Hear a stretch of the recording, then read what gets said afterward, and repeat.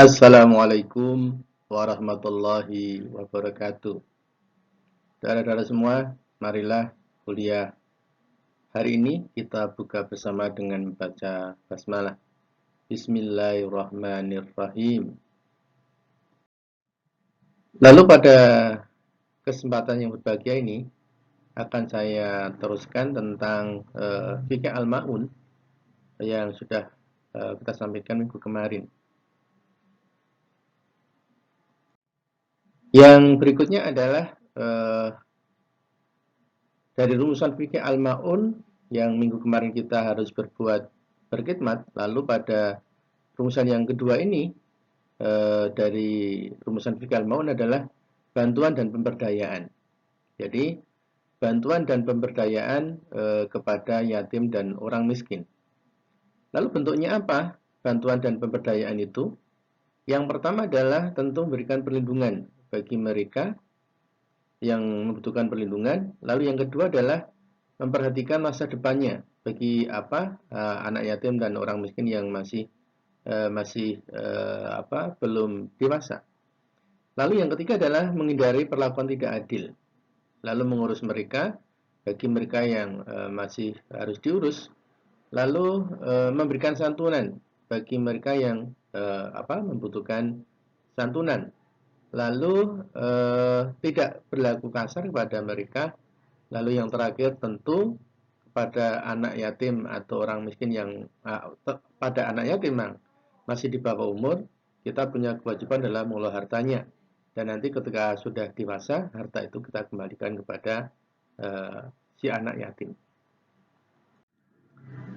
Ini adalah ayat-ayat yang berkaitan dengan orang miskin. Kata Allah di dalam surah Al-Baqarah ayat 177, kata Allah, A'udzu billahi minasyaitonir rajim. Bismillahirrahmanirrahim. Laisal birra an tuwallu wujuhakum qibalal masyriqi wal maghrib, walakinal birra man amana billahi wal yaumil akhir wal malaikati wal kitabi wan nabiyyin wa atal mala ala hubbihi dzawil qurba wal yatama wal masakin wabnas sabil wasailina wa firriqab. Di ayat ini itu disampaikan bahwa yang dikatakan ibadah, yang dikatakan sholat itu tidak sekedar saja menghadapkan wajah ke arah kiblat, tetapi yang termasuk kebaikan itu diantaranya adalah ini memberikan harta yang dicintainya kepada kerabatnya, anak yatim dan orang miskin. Jadi tentu memberikan bantuan kepada yatim dan orang miskin itu merupakan bagian dari amal kebajikan. Ini ada ayat lain yang mengatakan wa antakumu lil yatama bilqis wa ma taf'alu min khairi fa innallaha kana bihi alima. Dan Allah menyuruh kamu agar mengurus anak-anak yatim secara adil. Dan kebajikan apapun yang kamu kerjakan, sesungguhnya Allah Maha Mengetahui. Jadi di ayat An-Nisa ayat 127 itu juga memerintahkan kita untuk mengurus anak-anak yatim yang betul-betul butuh bantuan kita semua. Jadi memang kaitannya dengan yatim dan orang miskin itu di ayat luar biasa banyaknya. Perintah-perintah kita untuk peduli, mengurus, berbuat adil dan seterusnya itu luar biasa.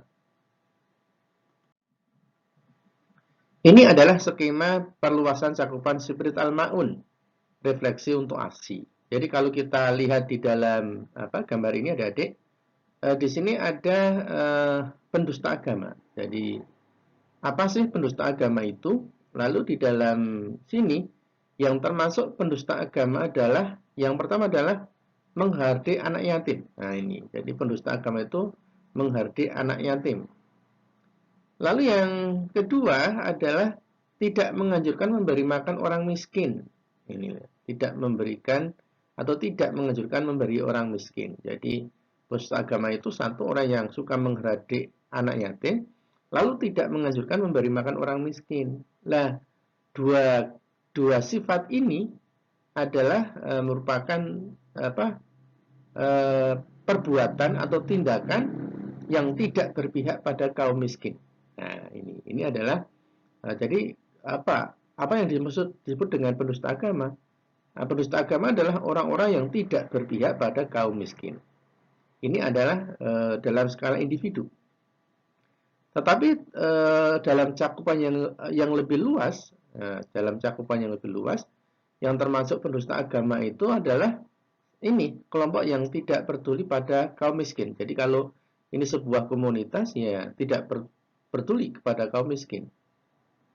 Lalu yang lebih luas lagi dalam bentuk ormas yang lebih besar ya, bisa mungkin skalanya nasional atau sejenisnya, adalah ormas-ormas yang di dalam penyusunan programnya itu tidak mencantumkan kepedulian kepada kaum miskin. Jadi organisasi atau ormas yang dalam penyusunan programnya itu tidak mencantumkan kegiatan-kegiatan yang peduli pada orang miskin.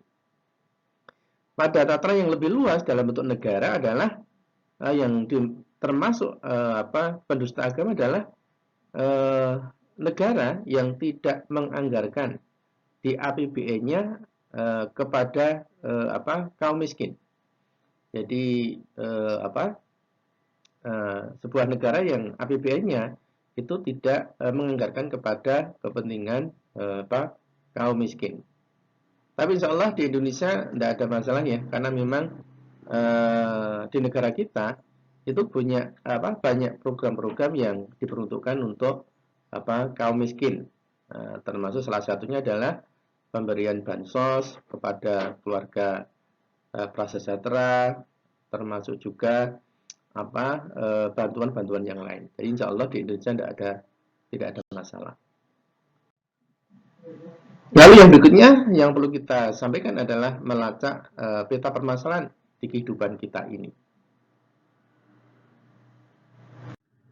Nah, ternyata di dalam Al-Quran itu memberi makan itu sesuatu yang luar biasa. Ya, memberi makan itu sesuatu yang luar biasa. Memberi makan ternyata menjadi kegiatan penting yang ditegaskan di dalam Al-Quran. Terdapat banyak ayat Al-Quran yang menegaskan hal itu. Lalu memberi makan orang miskin bahkan menjadi kewajiban agama. Malah ditegaskan oleh Allah sebagai salah satu di antara dua kriteria dari mereka yang mendustakan agama. Jadi memang memberi makan ini menjadi sesuatu yang luar biasa dalam Islam. Banyak ayat-ayat yang menyampaikan tentang hal tersebut. Coba kita lihat beberapa ayat yang kaitannya dengan hal tersebut. Yang pertama adalah di dalam surat Al-Maun sendiri, ayat yang ketiga. Kata Allah, wala yahudu ala ta'amil miskin, dan tidak mendorong memberi makan orang miskin. Nah, ini kata-kata memberi makan.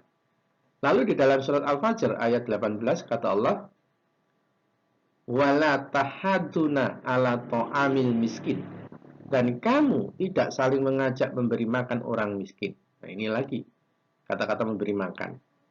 Lalu ayat berikutnya adalah di dalam surat Al-Haqqah ayat 34 kata Allah, wala yahudu ala ta'amil miskin, dan juga tidak mendorong orang lain untuk memberi makan orang miskin.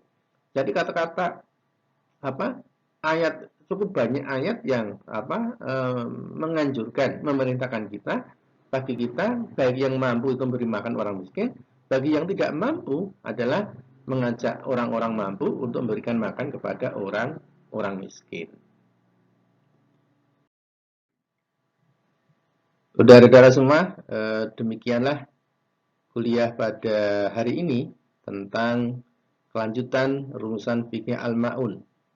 Jadi kesimpulan adik-adik, kalau kita pelajari tentang fikih Al-Ma'un dari minggu kemarin dengan sekarang, bahwa kita harus mengedepankan perhatian kita itu kepada fakir dan miskin dalam bentuk bantuan apapun yang kita berikan kepada mereka.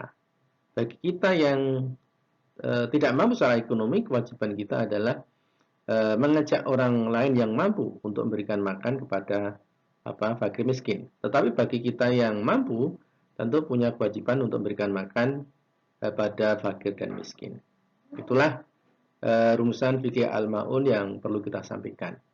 Dan marilah kuliah kali ini kita syukuri bersama dengan membaca hamdalah. Alhamdulillahirabbil alamin. Terima kasih. Assalamualaikum warahmatullahi wabarakatuh.